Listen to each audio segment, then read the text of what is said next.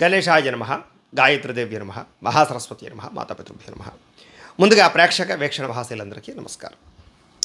June 12వ తారీఖున అహ్మదాబాద్లో 1:38 ఈ ఫ్లైట్ యాక్సిడెంట్ జరిగింది. అది చాలా దురదృష్టకరం. అలాంటివి జరగడం అనేటటువంటి మనసును చాలా కలిచివేశాయి. అలాంటి ప్రమాదాలు జరగకూడదు అని భవిష్యత్తులో ఎప్పుడు కూడా అలాంటి బాధాకరమైనటువంటి విషయాలు మనం చూడకూడదు అని మనస్ఫూర్తిగా భగవంతుని ముందుగా ప్రార్థన చేస్తూ, అలాగే ఆ సమయంలో చనిపోయిన వారి యొక్క ఆత్మలందరికీ కూడా శాంతి కలగాలి అని, వాళ్ళందరూ కూడా స్వర్గాది పుణ్యలోకాలు వెళ్ళాలి అని కూడా మనస్ఫూర్తిగా మొట్టమొదట ఆశిస్తూ, అయితే ఇక్కడ ఇలాంటి వాహన ప్రమాదం జరుగుతుంది అని, ఇలాంటి సమస్య వస్తుంది అని ముందరే జ్యోతిష్య శాస్త్రం చెప్పిందా లేదా, ఇది ప్రధానమైనటువంటి విషయంగా ఈరోజు మాట్లాడుకుందాం. కారణం ఏమిటి, అసలు ఈ విషయం కూడా మాట్లాడడానికి కారణం ఏమిటి అంటే కనుక, ఎవరికి వాళ్ళే కొంతమంది ప్రత్యేకమైనటువంటి వ్యక్తులు సొంతంగా నా అంతటా నేను చెప్పాను కాబట్టి జరిగింది, లేకపోతే నేను ముందే చెప్పేస్తూ ఉంటానండి, నేను పెద్ద అద్భుతమైనటువంటి జ్యోతిష్య పండితుడిని, నన్ను మించినవాడు ఈ ప్రపంచంలో సృష్టిలోనే లేరు అనేటటువంటి రీతిలో ప్రస్తుత కాలంలో ఏంట్రా అంటే కనుక వ్యవస్థ చేసుకుంటూ, అంటే జ్యోతిష శాస్త్రంలో ముందే చెప్పినటువంటి విషయాలని తన సొంత గొప్పతనంగా భావించి, ఇదే సొంత తెలివితేటలుగా లేకపోతే సొంత యొక్క శాస్త్రపరమైనటువంటి పరిజ్ఞానంగా భావించి దాన్ని ప్రచారం చేసుకోవడం వల్ల ఏమవుతుందయ్యా అంటే కనుక శాస్త్రం దెబ్బతింటుంది. కారణం ఏంటంటే, అంటే శాస్త్రంలో చెప్పలేదు, ఇది నేనే చెప్పాను, లేకపోతే శాస్త్రంలో ఎవరూ చెప్పలేదు, ఏ జ్యోతిష్య పండితులు చెప్పలేరు, నేనే చెప్పాను అనేటటువంటి రీతిలో ప్రచారం చేసుకోవడం వల్ల అది ప్రమాదకరమైన ప్రచారంగా తయారవుతుంది. దానివల్ల ఏమవుతుంది అంటే కనుక మిగతా జ్యోతిష్య పండితులు కానీ పంచాంగ కర్తలు కానీ వ్యవస్థ అంతా కూడా చిన్నతనంలోకి వెళ్ళిపోతుంది అనమాట, తెలియకపోవడం వల్ల. కారణం ఏమిటి అంటే కనుక ఇక్కడ ప్రచారం చేసుకునే వాళ్ళు ఏమో ఎక్కువైపోయారు, నిజంగా ఆ విషయాన్ని చెప్పిన వాళ్ళకి ప్రచారం లేకుండా పోయింది. దీనివల్ల ఏమవుతుంది అంటే కనుక తప్పుడు వ్యక్తులకు ప్రచారం కలుగుతుంది. సరే, అవన్నీ పక్కన పెట్టినట్టయితే అసలు జ్యోతిష్య శాస్త్రం చెప్పిందా లేదా ఇలాంటి వాహన ప్రమాదం ఒకటి జరుగుతుంది అని. ఇదే కాదు, ప్రస్తుత కాలంలో జరిగే ప్రతిదీ చెబుతోంది, కానీ దాన్ని హైలైట్ చేసుకోలేకపోతున్నారు చెప్పిన వాళ్ళు, లేదా మాలాంటి వాళ్ళము, లేదా జ్యోతిష్య పండితులు, లేదా పంచాంగకర్తలు హైలైట్ చేసుకోలేకపోతున్నారు. నేను చెప్పదలుచుకుంది ఏంటంటే, అసలు జ్యోతిష్య శాస్త్రంలో ఈ విషయం చెప్పారా లేదా, ముందరే అన్ని పంచాంగకర్తలు చెప్పారా లేదా, అందరు జ్యోతిష్యులు చెప్పారా లేదా అనే విషయాన్ని చెప్పుకుందాం. ముందుగా నేను చెప్తూ ఉంటాను ప్రధానంగా కొన్ని పంచాంగాలు, ప్రామాణిక పంచాంగాలు మేము ఫాలో అవుతూ ఉంటామని. అందులో మనకి ఇగో ముఖ్యంగా రేలంగి తంగిరాల వారని, అలాగే బుట్టేవారు అని, అలాగే మనకి కాస్త ఈ భీమవరం పెదగాడి వారని, ఇలా ఇంకా కొన్ని ఉన్నాయి. మళ్ళీ వీళ్ళ పేర్లు చెప్పారని వీళ్ళే ప్రముఖులు అనుకోవద్దు. అంటే అన్ని ఎక్కువ పంచాంగాలు తెచ్చేస్తే చూసేవాళ్ళు కూడా బోరు కొడుతుందని తప్ప, ముఖ్యంగా కొన్ని 3 పంచాంగాలు నాకు అనుకువగా ఉన్నవి చెప్తున్నాను. అంటే అన్నిట్లోనూ మ్యాక్సిమం రాశారు, ఈ 3 కూడా స్పష్టంగా రాశారు. ఏ కారణం చేత ఈ వాహన ప్రమాదం జరిగింది, ఏ సమయంలో జరుగుతుంది అని మన పంచాంగకర్తలు చెప్పారు, మేము కూడా చెప్పాం. అయితే మేము చెప్పిన దాన్ని హైలైట్ చేసుకుంటే అది మళ్ళీ అందరితో పోల్చుకున్నట్టు అవుతుంది. మిగతా వాళ్ళు విమర్శించాం కదా, వాళ్ళతో మేము సమానం అవుతాం. కాబట్టి అంటే అలాంటివి క్యాష్ చేసుకుని జనాకర్షణ కోసం వ్యవహారం చేసే అంత, అంటే శాస్త్రాన్ని అడ్డుపెట్టుకుని జనాలను ఆకర్షించడం కోసం దాన్ని వ్యాపారంగా మార్చుకునే ఉద్దేశం లేని వాళ్ళందరూ కూడా చెప్పట్లేదు. దాన్ని వ్యాపారంగా చేసుకునే వాళ్ళందరూ కూడా ఈ రంగం వాడుకోవడానికి ప్రయత్నం చేస్తున్నారు. సరే, అవన్నీ పక్కన పెట్టేటైతే ప్రతి పంచాంగము చెప్పింది, ప్రతి జ్యోతిష పండితుడు ఈ విషయాలు చెప్పారు. మీరు కావాలంటే మీరు పంచాంగ శ్రవణాలు అందరమే ప్రయత్నం చేసుకోండి, లేదా పంచాంగాలు తెప్పించి చూడండి. సరే, ఇక్కడ నేను ఈ పంచాంగం ముఖ్యంగా ఈ యొక్క రేలంగి తంగిరాల వారు పంచాంగం తెచ్చాను. ఇందులో రాశారో లేదో చూసుకోండి మీరు. ఇందులో ముఖ్యంగా రవి రాజు అవుతాడని అవన్నీ కూడా రాసుకొచ్చి ముఖ్యమైన పాయింట్ చెప్తాను. సంవత్సరం ప్రారంభం నుండి మేనంలో మే 6 వరకు చాతుర్గ్రహ కూటమి, మరియు ఏప్రిల్ 1 నుండి ఏప్రిల్ 13 వరకు కూడా పంచగ్రహ కూటమి వలన మండే ఎండలు, గ్రీష్మతాపం, వేసవి తీవ్రత, అకాల మరణాలు సూచిస్తుంది. యుద్ధ భయము, అనారోగ్య పరిస్థితులు ఉంటాయి. మనకు ఆల్రెడీ పాకిస్తాన్కి మనకి మధ్య యుద్ధం ఆ సమయాల్లోనే జరిగాయి. ఇక జూన్ 7 నుండి ఇక్కడ వినాలి స్పష్టంగా, జూన్ 7 నుండి మనకి జూన్ 12వ తారీఖు జరిగింది వాహన ప్రమాదం. జూలై 28 మధ్య కుజరాహుల సమసప్తక సంచారం వలన, చూసుకోండి, కుజరాహుల సమసప్తక సంచారం వలన స్వల్ప వర్షం, దేశపీడ, దుర్భిక్ష, క్షామ పరిస్థితులు, జన నష్టం, కుజుడు కన్యారాశి సంచార కాలం, కుజశనుడు సమసప్తక సంచార స్థితి చేత విమాన ప్రమాదాలు స్పష్టంగా క్లియర్గా క్లియర్గా చూడండి ఇక్కడ నేను అబద్ధవాడిని అయితే మీకు పంచాంగం దగ్గరే పెడుతున్నాను, చూసుకోండి.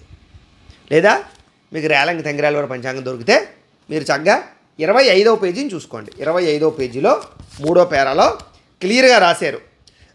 జూలై 7 నుండి జూలై 28 మధ్య ఇగో విమాన ప్రమాదాలు స్పష్టంగా ఉంది. యుద్ధానికి నాంది పలకడం వంటి లక్షణాలు చూడండి స్పష్టంగా మనకి ఆల్రెడీ ఇజ్రాయెల్కి మధ్య దానికి యుద్ధం జరుగుతోంది. అలాగే యుద్ధానికి నాంది పలక అవలక్షణాలు సంభవించే అవకాశం ఉంది అని స్పష్టంగా ఎవరో రేలంగి తెంగరాల వారు రాశారు. సరే, మళ్ళీ ఒక పంచాంగానికి అడ్వర్టైజ్మెంట్ అవుతుందని అనే పరిస్థితి వస్తుందని మిగతా పంచాంగాలు కూడా తెచ్చారు. సరే, బుట్టేవారి పంచాంగం కూడా ప్రామాణికంగా తీసుకుంటూ ఉంటాం కాబట్టి ఇందులో కూడా మనకు చూడండి ఏప్రిల్ 1 నుండి జూన్ 30 వరకు ఈ సమయాన చాతుర్గ్రహ కూటమి త్రిగ్రహ యోగములు ఆల్రెడీ షష్టగ్రహ కూటమి ఉందని ఈ సంవత్సరం విపరీతంగా వాహన ప్రమాదాలు, యుద్ధ భయాలు, లేకపోతే కనుక ఈ యొక్క ఫ్లైట్ యాక్సిడెంట్లు, లేకపోతే అగ్ని ప్రమాదాలు ఇవన్నీ చెప్పుకుంటూ వచ్చినవే అందరూను. సరే, స్పష్టంగా కూడా పంచాంగాలు కూడా చెప్పాయి. మే 16 నుండి జూను వరకు కూడా కాలసర్పయోగం మరియు ఇతర గ్రహ కూటముల వల్ల ఏదో రకమైన సమస్య వేధించును, అధిక ఉష్ణోగ్రతలు కలుగును, అలాగే ఈ సమయంలో అధిక వాహన ప్రమాదాలు జరుగును, అగ్ని ప్రమాదాలు, అధిక జన నష్టము, ఆస్తి నష్టము ఎక్కువగా ఉంటుంది అని స్పష్టంగా రాశారు. అలాగే ఉగ్రవాద చర్యలు పెరుగును. చూసారా, ప్రస్తుతం జరుగుతున్న ఉగ్రవాద చర్యలే. సరిహద్దు ప్రాంతాల యందు చైనా, పాకిస్తాన్ వారు దురాక్రమణకి, యుద్ధములకు పాల్పడుదురు. యుద్ధాలు జరిగాయి కదా.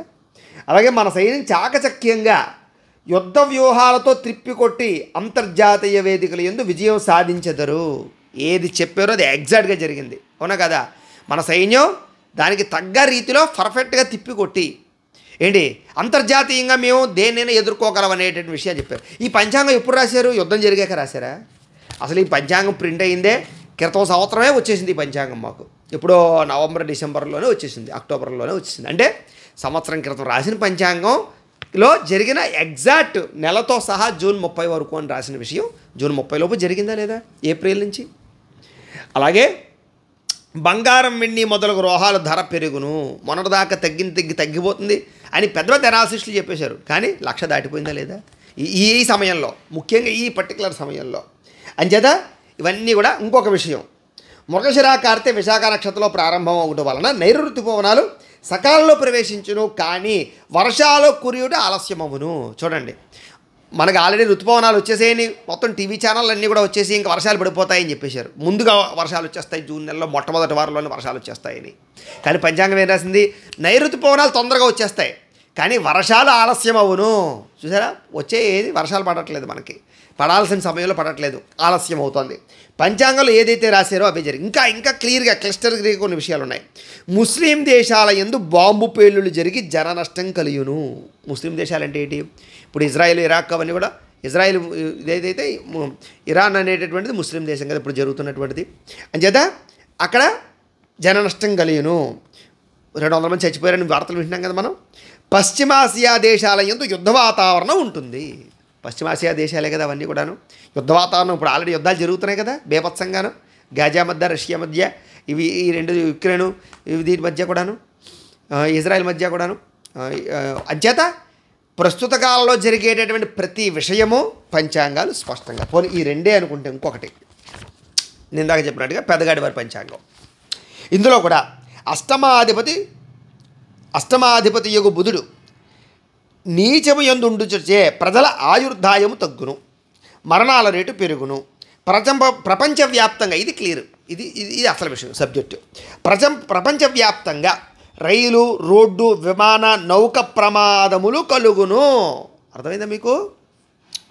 అంచేత అలాగే సీనియర్ దేశాధినేతకు ఆయుక్షీణము కలుగును. ఆల్రెడీ ఫ్లైట్లో ఒక సీనియర్ ఆల్రెడీ గుజరాత్కి సంబంధించినటువంటి మాజీ సీఎం గారు ఎవరో ఉన్నారని, లేకపోతే బీజేపీకి సంబంధించినటువంటి మాజీ సీఎం గారు ఉన్నారని మరణించారని సీనియర్ అధినేత మరణించాడని వచ్చింది. అంటే ఏ పంచాంగం చూసినా మించుమించు క్రిస్టల్ క్లియర్గా ఏ నెలలో జరుగుతుంది, ఏ సమయంలో జరుగుతుంది అనేవి స్పష్టంగా చెప్పేయలేదా? అది జ్యోతిష శాస్త్రం యొక్క గొప్పతనం. అయితే ఏమిటి దురదృష్టం అంటే కనుక వీటిని ప్రచారం చేసే వాళ్ళు కనబడటం లేదు. పండితుడికి తీగకి ఆధారం లేకుండా పైకి రాలేట. ఇప్పుడు మొక్క ఉంది, తీగ ఉంది, తీగ ఏదో దారం చుడితే తప్ప ఇప్పుడు బీరకాయ పాదో ఇంకో పాదో పెట్టామనుకోండి, దానికి ఏదైనా ఓ దారం చుట్టో లేకపోతే పురుకోస చుట్టో పెడితే అది అల్లుకుంటుంది స్పీడ్గా. లేదనుకోండి నేల మీద వదిలేసామనుకోండి స్పీడ్గా అల్లుకోదు. కాబట్టి నేను ముఖ్యంగా ఎందుకు చెప్తున్నానయ్యా అంటే కనుక శాస్త్రము గొప్పదనం తెలియాలి.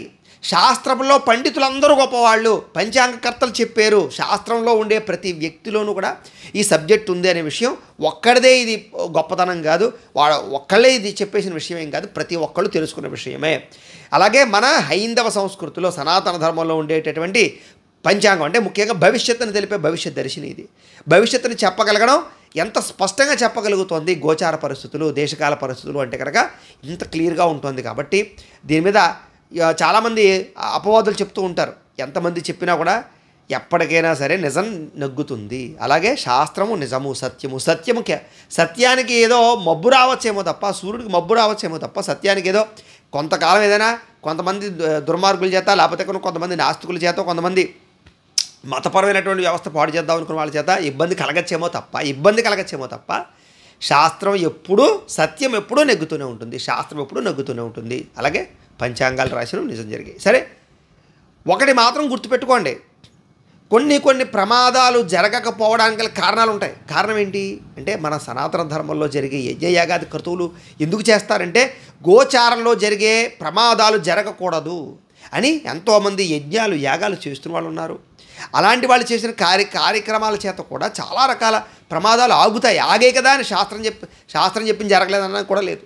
ఇంచేతంటే కనుక తెలుసుకున్నాం మనం ఇలాంటివి జరుగుతాయని, ఇలాంటి ప్రమాదాలు ఉన్నాయని. అలాంటివి జరగకుండా ఉండడానికి ఎన్నో రకాల ప్రార్థనలు, ఎన్నో రకాల యజ్ఞాలు యాగాలు జరుగుతూ ఉంటాయి అన్ని చోట్ల. అయితే ఆ పరిస్థితి తగ్గిపోయింది కారణం చేత ఇవన్నీ జరుగుతున్నాయి. అది ఇంకా పెంచుకున్నాం అనుకోండి, యజ్ఞాలు యాగాలు సత్కార్యక్రమాలు ఇంకా బాగా జరిగాయి అనుకోండి, ఇలాంటి ప్రమాదాలు ఇంకా మనం తప్పించుకోగలుగుతాం. సరే, ఏదేమన్నా అవన్నీ కాదు విషయం. సబ్జెక్ట్ ఏంటంటే కనుక శాస్త్రము చెప్పింది జరుగుతుంది అనే విషయం ఇక్కడ ప్రధాన ఆధారంగా చెప్పడానికి విషయాలని చెప్పారనే విషయాన్ని దృష్టిలో పెట్టుకోండి.